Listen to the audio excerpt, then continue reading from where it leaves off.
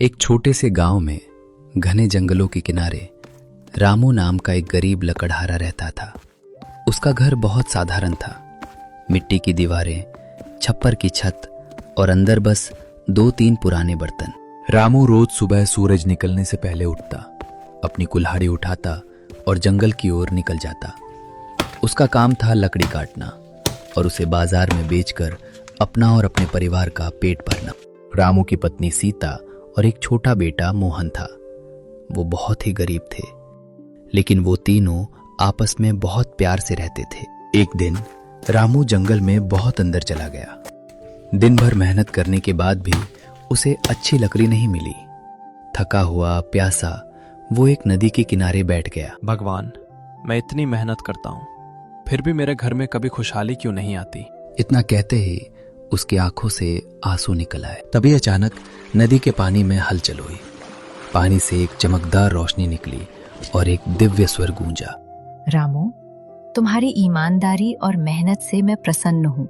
रामू डर गया, लेकिन उसने अंदर से हिम्मत करके पूछा, आप कौन हैं? रामू के सवाल का उत्तर देते हुए जल से प्रकट हुई औरत बोलती है, मैं इस नदी की देवी हूँ। जल की देवी ने राजू से पूछा, तुम क्यों रो रहे हो? रामू ने अपनी सारी परेशानी देवी को बताई। हे देवी, मैं बहुत ही गरीब, भूखा और अपने परिवार को भर पेट खाना भी नहीं खिला सकता। राजू की सारी बात सुनकर देवी मुस्कुराई और पानी में गायब हो गई। कुछ ही पलों बाद वे देवी दोबारा जल के ऊपर आईं और उन्होंने अपने एक हाथ में सोने की कुल्हाड़ी पकड़ रखी थी। उन्होंने राजू से पूछा, क्या ये तुम्हारी कुल्हाड़ी है? रामू ने जल की देवी के हाथों में पड़ी कुल्हाड़ी को देखा और कहा, नहीं देवी, मेरी कुल्हाड़ी तो साधारण लोहे की है। रामू की सारी बात सुनकर जल की देवी वापस जल में चली गई और इस बार अपने हाथों में एक चांदी की कुल्हाड़ी लेकर बाहर निकली। और देवी ने फिर एक बार रामू से चांदी की कुल्हाड़ी दिखाकर पूछा, रामू, क्या ये तुम्हारी कुल्हाड़ी है? रामू ने चांदी की कुल्हाड़ी को ठीक से देखा और बोला, नहीं देवी, ये भी मेरी कुल्हाड़ी नहीं है। रामू की बातें सुनकर जल की देवी एक बार फिर से जल में जाती है और इस बार अपने हाथों में लोहे की कुल्हाड़ी लेकर आती है और फिर रामू से पूछती है कि ये है तुम्हारी कुल्हाड़ी।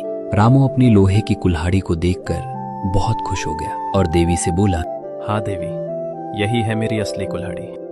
रामू की इतनी ईमानदारी देख जल की देवी ने रामू से कहा, रामू, मैं तुम्हारी ईमानदारी को देखकर बहुत प्रसन्न हूँ, इसलिए मैं ये तीनों कुल्हाड़ी तुम्हें उपहार में देती हूँ।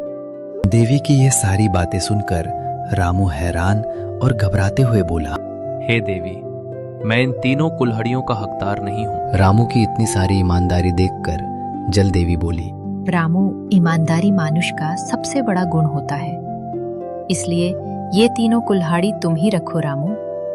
रामू जल देवी द्वारा इन सब बातों को सुनकर बहुत प्रसन्न हुआ और तीनों कुल्हाड़ी लेकर अपने घर की ओर चल दिया।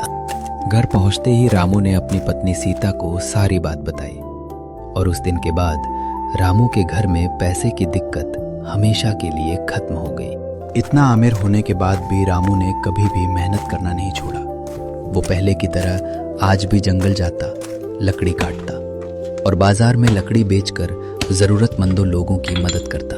और ऐसे ही रामू अपने जिंदगी को जीने लगता है। वहीं रामू की कुल्हाड़ी के किस्से पूरे गांव में फैल जाती है, जिसे रामू के गांव में रहने वाले रामदास लकड़हारे ने भी ये कहानी सुनी और अपने मन में सोचा, क्यों ना मैं भी रामू की तरह जंगल में लकड़ी काटने जाऊं और ठीक वैसे ही मैं भी जल में अपनी कुल्हाड़ी फेंक दूं, जिसके बाद जल देवी मुझे भी सोने की कुल्हाड़ी दे देंगी। ये सारी बातें सोचकर रामदास जोर जोर से हंसने लगा और जंगल की ओर चल दिया। रामदास ठीक उसी जगह पहुंचा जहां रामू को सोने की कुल्हाड़ी मिली थी। रामदास लकड़ी काटते काटते कुल्हाड़ी को नदी में फेंक देता है। इसके बाद जल्द से एक दिव्य प्रकाश निकला और जल की देवी जल से बाहर निकली और रामदास से पूछा, रामदास, क्या हुआ?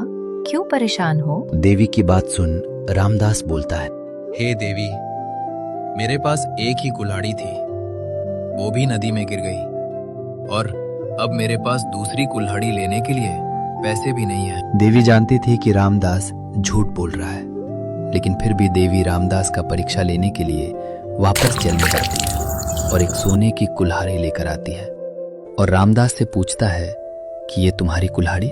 सोने की कुल्हाड़ी देख रामदास के मन में बहुत अधिक लालच आ गया और जल्दी से बोला, हाँ हाँ देवी, यही है मेरी सोने की कुल्हाड़ी जो मेरे हाथों से छूटकर नदी में गिर गई थी।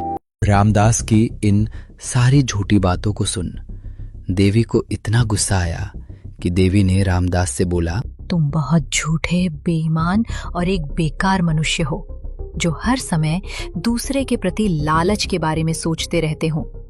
रामदास, अच्छा होगा कि तुम यहाँ से चले जाओ, वरना तुम्हारे साथ बहुत बेकार होगा।